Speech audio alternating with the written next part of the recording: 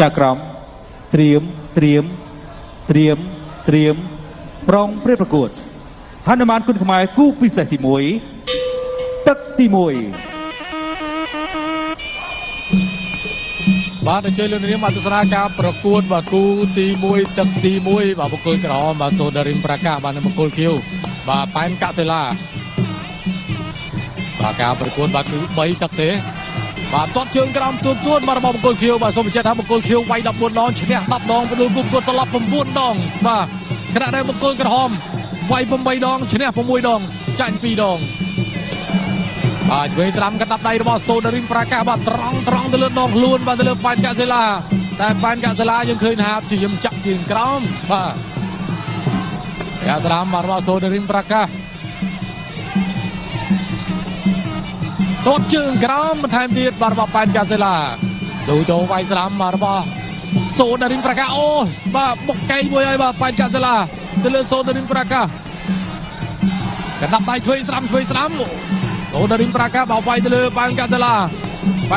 ថយតិចដាក់យកបុកជង្គង់ស្ដាំរបស់សូដារីមប្រាកាសកណ្ដាប់ដៃស្ដាំបន្ថែមទៀតបុកកែងឆ្វេងសងរបស់ប៉ែនកសិឡាអូបាទទឹកទី1ឈរវាយគ្នាល្អមែនទែនបាទអ្នកទាំងពីរបាទចេញក្បាច់ចេញផ្លែវាយស្នៀតអាវុធល្អមែនទែន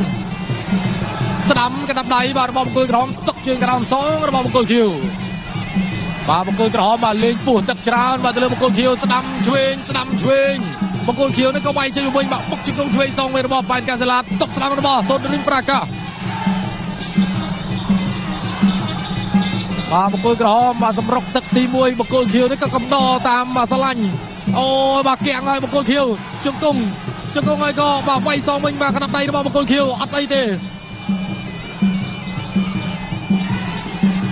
បាទថយមួយប៉ែនកសិឡាហាក់បីដូចជារឿងឆ្អល់បាទមើលទៅមិនចូលជង្គង់របស់សូដារីមប្រាកាសបាទជង្គង់អូបាទសូដារីមប្រាកាសជង្គង់ស្ដាំផងឆ្វេងផងកណ្ដាប់ដៃផងបាទទៅលើពោះទឹករបស់ប៉ែនកសិឡាយ៉ាងណាបាទយើងឃើញថាសិឡាបាទនៅតាំងឃុំឈរវាយបានទៀតល្អមែនទែនបាទស្ដាំឆ្វេងជង្គង់ឆ្វេងជង្គង់របស់សូដារីមប្រាកាសបាទប៉ែនកសិឡាតាំងឃុំអត់អីបាទជង្គង់របស់សូដារីមប្រាកាសអាញាកដាលបាទមានវិធានការអ្វីទេអត់ទេបាទអាញាកដាលឲ្យឡើងជង្គង់បន្តទីបំផុតរត់ចិត្តរប់បាទទៅលើប៉ែនកសិឡា3 4 5បាទទីបំផុតរត់បាទទៅលើបាទប៉ែនកសិឡា7 8បាទប៉ែនកសិឡាបន្តការប្រកួតបានបាទសូដារីមប្រាកាសបាទដើរចូលចប់ទឹកទី1ហនុមានគុណខ្មែរគូពិសេសទី1ទឹកទី2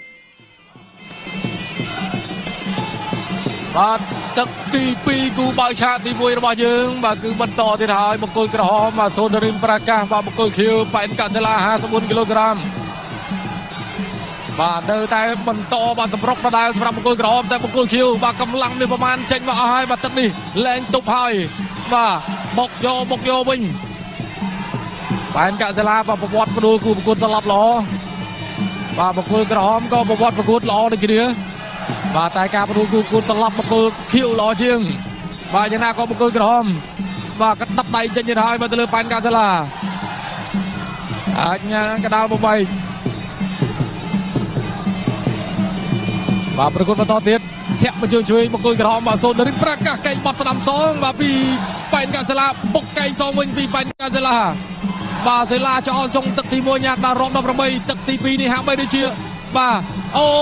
បាទម្ដាយជង្គង់ថែមទៀតជង្គង់បាទក្រោកឡើងលឿនអញ្ញាកដល់រាប់ទេបាទមិញឆ្វេងស្ដាំរបស់សូដារីមប្រាកាស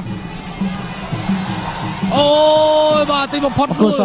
ម្ដាយមិញបាទរត់ដួលទៅហើយប៉ុន្តែម្ដាយនេះបាទគឺដួលម្សាទៀតអញ្ញាកដល់រាប់ទេសម្រាប់បញ្ជូតបងប្អូនបាទដៃរបស់សូដារីមប្រាកាសបាទយើងមើលអជាក់ស្ដែងបាទម្ដាយនេះបាទគឺដួលទៅតែម្ដងបាទចូលពេញបាទបុគ្គលខៀវគាត់តម្លាក់ឃុំទៅហើយបាទគាត់វាយឡើងលើកឃុំលេរួចកីឡាករបង្គោលក្រហមសូដារីមប្រាកាស